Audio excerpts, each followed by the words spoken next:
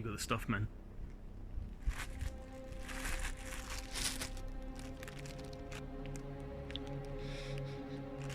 Thanks.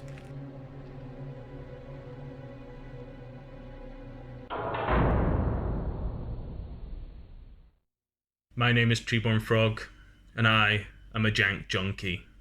Welcome to part 1 of the very first deck for the very first Jank Junkies. Part 1 is, of course, as you know, as by now you've watched the trailer, it's the no research episode.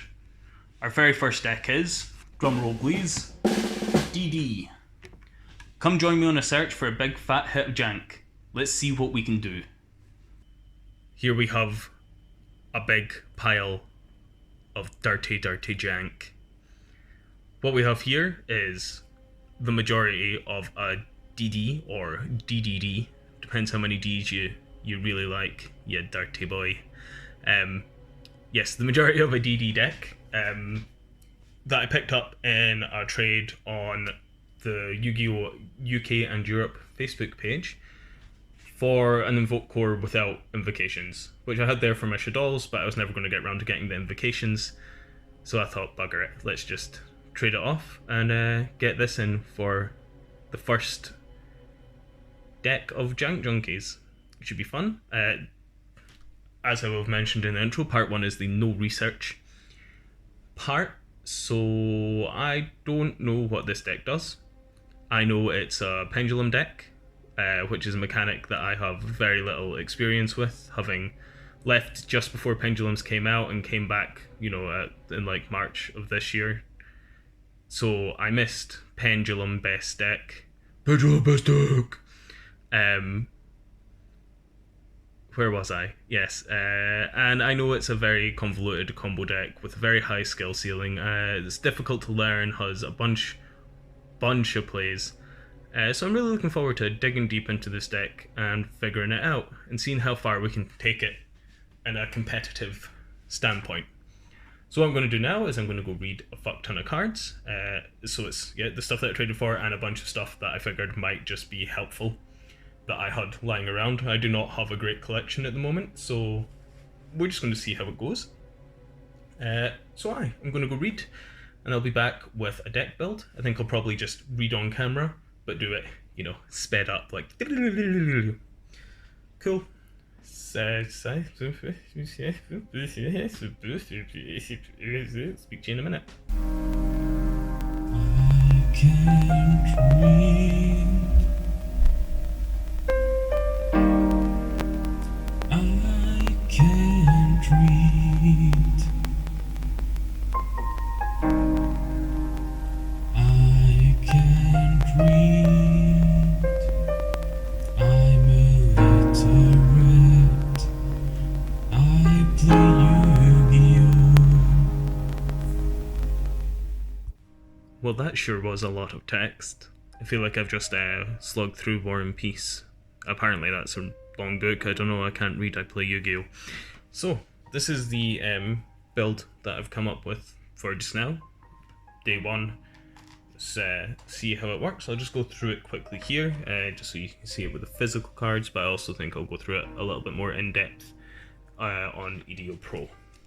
So, we're running the 1 Supreme King Kaiser, 1 Night Howl, 1 Ghost, the 3 Oblivion King Abyss Ragnarok, 3 Savant Kepler, 3 Swirl Slime, 3 Necro Slime, 3 Savant Copernicus, 3 Lamia, 2 Chaos King Apocalypse, 2 Vice Typhon, 2 Savant Thomas, 1 Orthros. Orthros? Yes, there is an extra R in there. A very Greek sounding Orthros. I think 1 for 1. 1 of course, because it's limited. 1 Foolish Burial. 3 Allure of Darkness. 1 Dark Contract with the Swamp King. 3 Dark Contract with the Gate. 2 Where Art Thou. And 1 Monster Reborn. So that is the main deck. And then the extra deck, we're running 1 Proxy F Magician, 1 Nightmare Phoenix, 1 Borrowload Dragon, 1 Salamangreat Almiraj, 1 Cross Sheep, 2 DDD Abyss King Gilgamesh, 1 Gus King Alexander, 1 Super Doom Super Doom King Bright Armageddon, 1 Crystal Wing Synchro Dragon, 1 Wave High King Caesar, 1 Hope Harbinger Dragon Titanic Galaxy, 2 Flame King Genghis, and 1 Flame High King Genghis. So that's the extra deck just now, and we're just gonna pop it all into EDO Pro, do some test hands, go over the deck. I'll probably just go over the cards as the test hands are playing, because you don't want to hear me commentate on test hands. It's pretty fucking boring. So let's go see how this performs.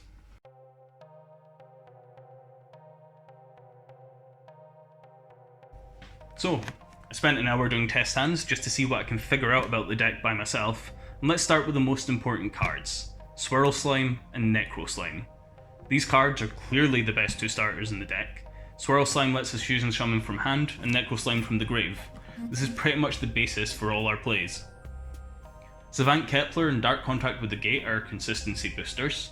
Seeing as we pretty much always want to see a Swirl Slime and Necro Slime in our opening hands, we need to be able to search them out. Dark Contract with the Gate lets us add any DD monster from deck to hand, and Kepler lets us search out a Dark Contract card. Mainly, this will be used to search Gate, but I can also search Dark Contract with the Swamp King if we need another way to fusion summon. Lamia is our primo extender, since she can special summon herself from hand or grave by sending 1 DD or Dark Contract card from hand or field to grave. She's also a tuner, and is probably the best way to get the synchro summons going. Savant Copernicus is a foolish burial for DD monsters and Dark Contracts on normal or special summon, as well as being a skill 1 for the occasional pendulum summon. I don't know if I'm just playing the deck wrong, but I rarely actually found myself pendulum summoning in the test hands. Our final 3 of is Ragnarok. I feel he would probably be fine at 2, but we don't have anything better to replace the 3rd copy with anyway. When in the pendulum zone, he allows us to special summon a DD monster from grave when another DD monster is special summoned. On normal or special summon, he lets us special summon a DDD, the number of Ds here is pretty important, monster from the grave. Moving on to the 2-ofs, we have Savant Thomas, which lets us destroy a DD card in our pendulum zone to special summon a level 8 DD monster from the deck, with its effects negated. Obviously, this is useful to set up some rank 8 plays, the only one currently available to us being Hope Harbinger, not a bad card in any sense. It's also a scale 6 that lets us bounce a DD pendulum monster from the extra deck to our hand. Probably a lot more useful than I've been making it so far. Chaos King Apocalypse can be special summoned from the pendulum zone by banishing 2 DD monsters from our graveyard. He can also be special summoned from hand or grave on our opponent's turn by targeting 2 face-up spells or traps we control and destroying them. Vice Typhon has an effect when normal summoned, but is level 7, so this will almost never come up. More importantly, he's kind of an extra Necro Slime, but only if he was sent to the graveyard that turn, and only for a level 8 or higher DD monster. While obviously more limiting, it's an extra layer of extension. Our 1-ofs begin with Orthros, the Greek Doggo. Spell and trap removal in the pendulum zone, so gives us a main deck out to some floodgate cards. Stick mine. Night Howl is a level 3 tuner that when normal summoned can revive a DD monster from grave, but does lock us into fiend type monsters.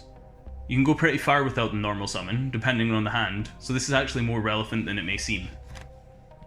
Ghost lets us send a DD or Dark Contract card from the deck to grave, as long as there is another copy of that card in grave already. This deck uses the graveyard a fuck ton, so Ghost is actually surprisingly useful. He also gets us back a banished DD or Dark Contract when he's banished, and since the deck banishes from grave to special summon, this is actually super relevant. On top of all this, he's a level 2 tuner. If I had a second copy, I'd take out 1 Ragnarok for him.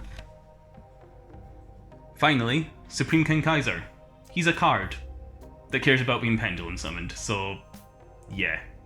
Non-Dark Contract spells then, since we've already covered those. Allure of Darkness obviously helps with consistency, hopefully letting us draw into what we need. Where Arfthel is another consistency booster, allowing us to search for a level 1 monster as long as we control a level 1 monster. Lamia, Necro Slime, and Savant Kepler are all level 1. Opening Kepler plus Where Arfthel is enough to get everything in motion. 1 for 1 is another way to access our level 1s. Foolish obviously helps us set up the grave, which is important in this deck, and Monster Reborn can just help with that little bit of extension. In the extra deck, we've got Flame King Genghis, Flame High King Genghis, and Gust King Alexander, all of which let us special summon a DD monster from grave when another DD monster is special summoned.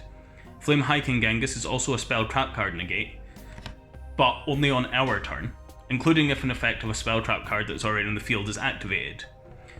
We actually bump High King up to 2 during the test hands, as it's a good card, but mainly as it's our only target for Vice Typhon.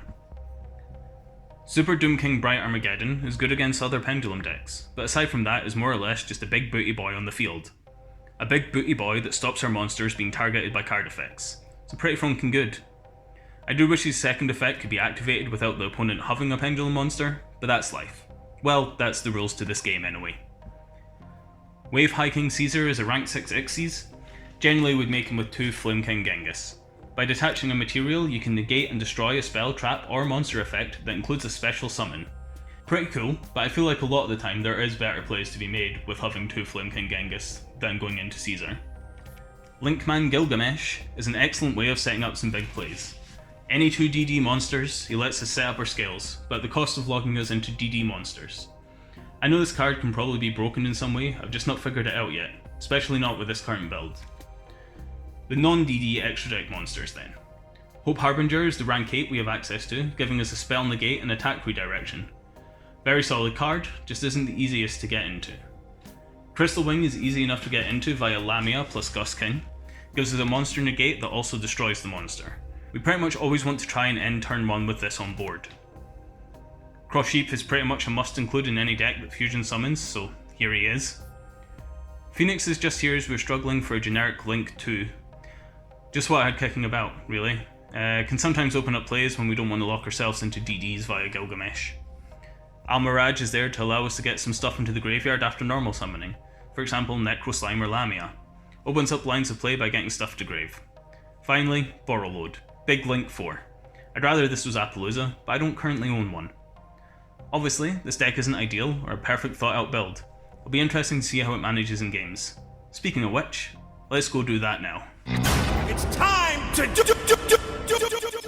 We're going first against the only other Volcanic player that isn't Pain 96. We normally summon Kepler and that's met with the Ash Blossom, but that doesn't bother us too much because we go Swirl Slime and Lamia into Genghis. We'll then use Genghis and Kepler to link off into Gilgamesh, which will get us a Ragnarok and Apocalypse in the Pendulum Zones. We'll banish Swirl Slime, special summon Copernicus, and Ragnarok will special summon Genghis from grave. Copernicus will send the Necro Slime to the grave, and we'll go Copernicus and Gilgamesh into a second Gilgamesh, which lets Genghis special summon Lamia from grave, and we'll go into Gust King using Lamia and Genghis. Necro Slime will banish Genghis and Necro Slime himself to special summon Big Genghis. Gust King special summons Lamia, Big Genghis special summons Gilga, and we pass turn. Our opponent normal summons Volcanic Rocket, searching Tri-Blaze Accelerator Reload, attack over to Gilgamesh, which lets us special summon Doom King in defense. They will set 1 and pass. We use Gust King and Lamia to go into Crystal Wing Synchro Dragon, normal summon Kepler, get his effect, which will be met with the Tri-Blaze, which we will negate with Big Genghis, and they just sleep.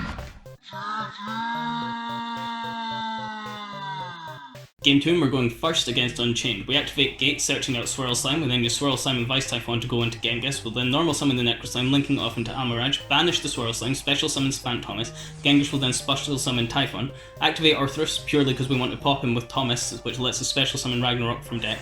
We'll link off Typhon and Almiraj into Cross Sheep. We'll overlay Thomas and Genghis into Hope Harbinger, and Cross Sheep will special summon Necro Slime. Necro and Genghis to go into Gilgamesh, which will search us again, Ragnarok and Apocalypse. Necro and Genghis and Grave to get Big Genghis out. With Ragnarok will special summon Typhon in defense, and we pass. Our opponent sets 4 and passes. We link off Gilgamesh, Cross Sheep and Typhon into Borrow Load Dragon. Typhon effects in Grave, which is met with the Chamber, and we negate that with a Big Genghis. Lets us special summon Big Genghis number 2 via Typhon's Grave effect. Go into battle phase and our opponent scoops. Going second against Necros in Game 3. A bunch of incantation and Necros shenanigans. Well, I say shenanigans, I really mean nonsense, ending on a Herald and Unicorn, meaning our extra deck monsters' effects are negated, which is pretty difficult for us.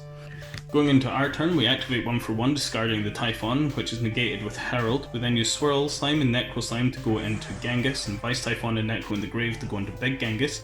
Banish Swirl Slime to special summon Ragnarok. We go to the battle phase, we attack the Unicorn, which is met with Valkyrie's effect, therefore negating our attack and ending the battle phase. We go Big Genghis and Ragnarok into Hope Harbinger, and we just pass and hope for the best. Their turn, there's more shenanigans, they clear our board, and we didn't get the best. And we die. Game 4, we're against Unchained for the second time, and we are going first. Swirl Slime and Swirl Slime from hand go into Genghis. We'll then normal summon Nighthawk, which special summons the Swirl Slime and locks us into Fiends. Genghis will then special summon Swirl Slime number 2 from grave. We use Howl and the 2 Swirl Slimes to go into Gust King Alexander. We banish the Swirl, special summon Thomas, and Gust special summons Howl. Gust King is met with the Ghost Ogre, but that's fine because we have the Monster Reborn. We use that on Gust King. We go Thomas and Genghis into Gilgamesh, which gets us Ragnarok and Apocalypse in their Pendulum Zones. Gust King plus Howl into Super Doom King Bright Armageddon. Ragnarok special summons Gust King back. We banish 2 to special summon Apocalypse from Pendulum Zone, and we pass our turn.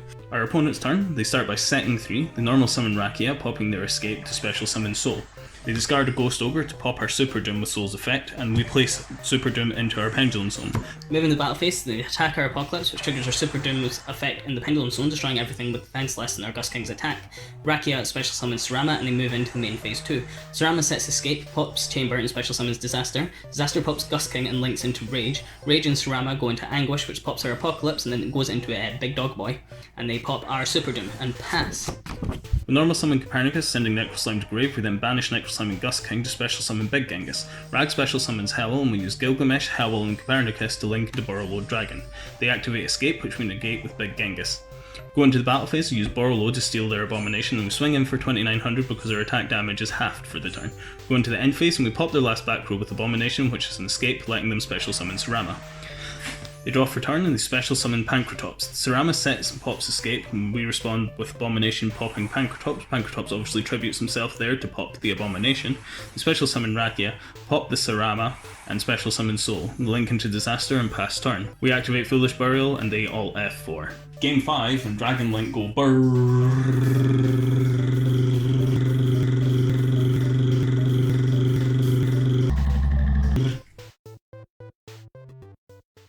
Hey, 3-2 is a winning record. Losing to Dragon Link is expected, especially going second with no form of interruption. And as soon as Necros negated all our extra deck monsters' effects, and with being able to end the battle phase, meaning we couldn't get over whatever that guy's name was, Valkyries I think, there wasn't much we could do on the swing back. This really is a deck that relies on the extra deck to function. Despite being a randomly stuck together build, with a pilot who has no idea what he's doing with one of the most convoluted combo decks in the game, I think we did okay.